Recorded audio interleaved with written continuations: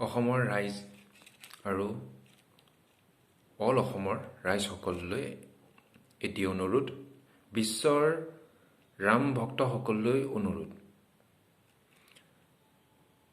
22 জানুৱাৰীত 2024 7 মাঘ 1430 ভাস্কৰাব্দ পবিত্ৰ দিনটো শ্ৰীৰামৰ শিশুৰ ৰূপটো আৰু শ্ৰীৰাম জন্মভূমিৰ নিৰ্মাণ কৰা মন্দিৰ গৰ্ভগৃহত বিৰাজিত কৰি প্ৰাণ প্ৰতিষ্ঠা কৰা হ'ব 22 তাৰিখৰ দিনটোত।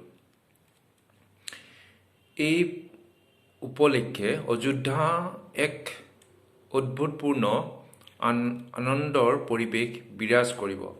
প্ৰাণ প্ৰতিষ্ঠাৰ দিনাখন ৰাতিপুৱা 11টা বজাত, জানি ল'ব 11টা বজাৰ পৰা 1টা বজালৈ ভিতৰত আপোনাৰ গাঁও অঞ্চল কলনীয়া অৱস্থিত এটা মন্দিৰ ওচৰ চুবুৰীয়া ৰাম ভক্তসকল এক গোট কৰিব লাগে, ভজন কীৰ্তন কৰিব লাগে আৰু মোবাইলৰ যোগেদি হওক আৰু যিকোনো পদ্ধতি আপোনালোকে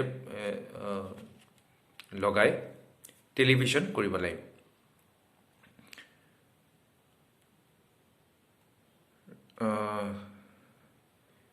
এটা টেলিভিশ্যন বা পৰ্দা যোগেদি ৰাখি ৰাইজক অযোধ্যাৰ প্ৰাণ প্ৰতিষ্ঠাৰ সমাৰোহ দেখুওৱাৰ ব্যৱস্থা কৰাৰ লগতে শংখধ্বনি আৰু ঘণ্টাবাদন আৰতি কৰি প্ৰসাদ বিতৰণ কৰিব লাগে। এই কাৰ্যসূচীটো মন্দিৰ নামঘৰ কেন্দ্ৰিক হ'ব লাগে। নিজ নিজ মন্দিৰৰ স্থিত দেৱ দেৱীৰ ভজন কীৰ্তন আৰতি পূজা কৰি আৰু সামূহিকভাৱে 108 বাৰ জয় শ্ৰীৰাম ৰাম জয় শ্ৰীৰাম মন্ত্ৰ জপ কৰিব লাগে। ইয়াৰ লগতে আপোনালোকে হনুমান চালিচা, সুন্দৰকাণ্ড আৰু ৰাম ৰক্ষাৰ স্তুত আদিও সামূহিকভাৱে পাঠ কৰিব পাৰে। ইয়াৰ যোগেদি সকলো দেৱ দেৱী সুখী হ'ব, পৰিৱেশৰ সকলো অস্থিৰ আৰু ৰামময় হৈ পৰিব।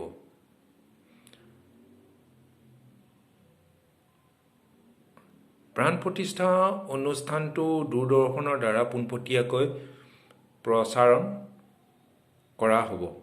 একাধিক চেনেল জৰিয়তে প্ৰচাৰ কৰা হ'ব। আপোনালোকেও প্ৰচাৰ কৰিব, কাৰণ আপোনালোকৰ স্মাৰ্টফোন আছেই আৰু স্মাৰ্টফোনৰ যোগেদি আপোনালোকে প্ৰচাৰ কৰিব। সেইটো দিনত 22 তাৰিখে বিশেষকৈ ঘৰৰ য'ত পূজাস্থলী হয়, নামঘৰ য'তেই হওক,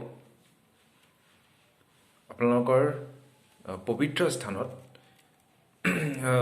চাকি বন্তি লগাব, যেন আমাৰ ৰাম মন্দিৰ যোনটো প্ৰতিষ্ঠা, যোনটো অ'পেনিং হ'বলগীয়া আছে, সেইটো যে সুন্দৰভাৱে হয় আৰু তাত কোনো যেন বাধা বিঘিনি নাহে আৰু ভালকৈ যেন হৈ যায় যি প্ৰতিষ্ঠা হ'বলগীয়া আছে। প্ৰাণ প্ৰতিষ্ঠাৰ দিনা সূৰ্যাস্তৰ পিছত আপোনাৰ ঘৰৰ সন্মুখত চাকি জ্বলাব লাগে। দীপৰ অকল্পাৰ সজ্জা লাগে। কথাটো এনেকুৱা, যেনেকৈ আমাৰ দেৱালী মনা যায় এইকাৰণে যে আপোনাৰ ৰাম লক্ষ্মণ আৰু সীতা বনবাস খাটি পেলাই যেতিয়া ঘৰলৈ উভতিছিলে, অযোধ্যালৈ উভতিছিলে, তেতিয়া অযোধ্যাৰ ৰাইজসকলে আপোনাৰ উলহ মালহ কৰি আপোনাৰ স্বাগতম জনাইছিলে, ৱেলকাম জনাইছিলে। তাৰ কাৰণে বহুত ফূৰ্তি ফাৰ্তা কৰিছিলে ৰাম আহিছিলে বুলি। ৰাম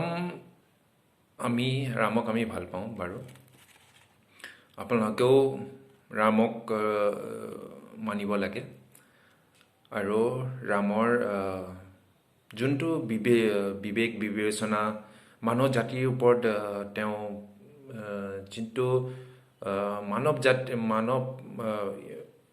মানুহে মানুহক যেনেকৈ ব্যৱহাৰ কৰিব লাগে সেইখিনি ব্যৱহাৰ কৰি তেওঁ স্বৰ্গাৰোহণ হৈছিলে এটা সময়ত মই আপোনালোকক ভালদৰে ক'ব পৰা নাই কাৰণ মই ইমানখিনি অসমীয়া ভালদৰে নাজানো ইমানকৈ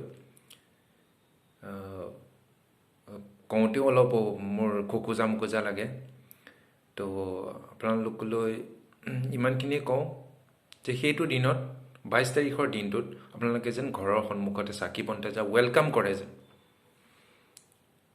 ৰাম আহি যোৱাৰ লগে লগে বাকী দেৱ দেৱতা আহিব সুখী হ'ব ঘৰখনো পবিত্ৰ হৈ পৰিব আৰু আপোনাৰ বহুতখিনি আপোনালোকৰ উন্নতি সাধনো হ'ব ইয়াত আৰু এটা কথা কোৱা হৈছে প্ৰাণ প্ৰতিষ্ঠাৰ দিৱসৰ দিনা পিছত শ্ৰীৰামৰ লালা আৰু নিৰ্মিত মন্দিৰৰ দৰ্শন কৰিবলৈ আপোনাৰ সময় সুবিধা অনুযায়ী আপোনালোকৰ পৰিয়ালৰ সৈতে অযোধ্যালৈ আমন্ত্ৰিত কৰা হৈছে অসমৰ ৰাইজ পাৰিলে সময় উলিয়াই পেলাই ৰাম মন্দিৰলৈ চাবলৈ যত্ন কৰক এটা সময়ত মই গৈছিলোঁ ৰাম অযোধ্যালৈ মই 12তো গৈছোঁ আৰু কেইবাবাৰো গৈছোঁ বেলেগ বেলেগ কামৰ কাৰণে যাব লগাত পৰিছিলে আমাৰ তাৰ কাৰণে গৈছিলোঁ আমি সেই সময়ত অযোধ্যাখন ইমান ডেভেলপ নাছিলে এতিয়া ভালেখিনি ডেভেলপ হৈছে এতিয়া ৰাম মন্দিৰ এনেকুৱা ধুনীয়া হৈছে আপোনালোকে চাব পাৰে চাগৈ দেখিছেই চাগৈ ইউটিউব ইনষ্টাগ্ৰাম আৰু আপোনাৰ ফেচবুকৰ যোগেদি তাত অনেকটা জেগাৰ পৰা মাটি অনা হৈছে যেনেকৈ আপোনাৰ কেদাৰনাথ বদ্ৰীনাথ আমাৰ যোনবিলাক ধাম আছে চাৰিটা জেগা চাগৈ ধাম আছে সোমনাথ আপোনাৰ আছে ন ধামবিলাক তাৰ পৰা মাটি অনা হৈছে শ্ৰীলংকাৰ পৰা বিশেষকৈ পানী আৰু মাটি অনা হৈছে আপোনাৰ ভাৰতৰ পবিত্ৰ নদীবিলাক যোনবিলাক আছে তাৰ পৰাও আপোনাৰ পানী লৈ যোৱা হৈছে তাৰ দ্বাৰাই এইটো নিৰ্মাণ কৰা হৈছে ইয়াত অত্যাধুনিক আপোনাৰ শিল প্ৰয়োগ কৰা হৈছে আৰু মন্দিৰটো পূৰা শিলেৰে নিৰ্মাণ কৰিছে মই জনাত আপোনাৰ বাহিৰৰ পৰা যোনবিলাক মেচিনেৰীবিলাক ইউজ কৰিছে আৰু ক'বলৈ গ'লে মিস্ত্ৰীবিলাক তাৰ পৰা আনিছে বাহিৰৰ পৰাই আনিছে চাবলগীয়া হৈ পৰিছে চাগৈ গোটেই পৃথিৱীত চাগৈ এনেকুৱা মন্দিৰ দেখি নাপাব কেতিয়াও ইমানেই ধুনীয়া হৈছে ইমান সুন্দৰ হৈ পৰিছে লাইটিঙো বহুত ধুনীয়া হৈ পৰিছে মই আপোনালোকক মোৰ ফেচবুকতে হওক বা ইনষ্টাগ্ৰামে হওক আৰু ইউটিউবতে মই আপোনালোকক আপলোড কৰিছোঁ আপোনালোকে তাতো চাই ল'ব পাৰিব আৰু শ্ৰীৰাম জন্মভূমিৰ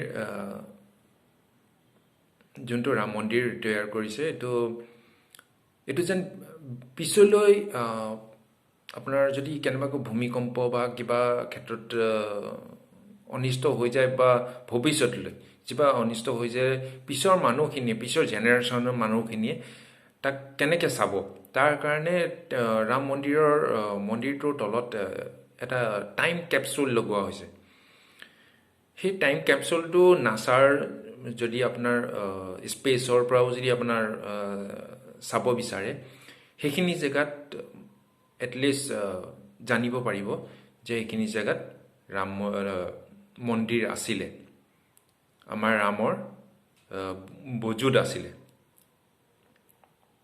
সেইখিনি চাবলৈ বা সেইখিনি কৰিবলৈ আপোনাৰ ৰাম মন্দিৰ তাত আৰু কেপচুল লগোৱা হৈছে এইটো টেকন'লজি হয়, ডিজিটেল ইণ্ডিয়া টেকন'লজি।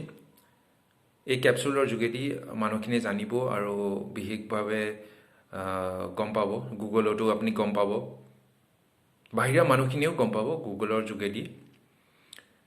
এইকাৰণে আপোনালোকক আহ্বান জনাম যে আপোনালোকে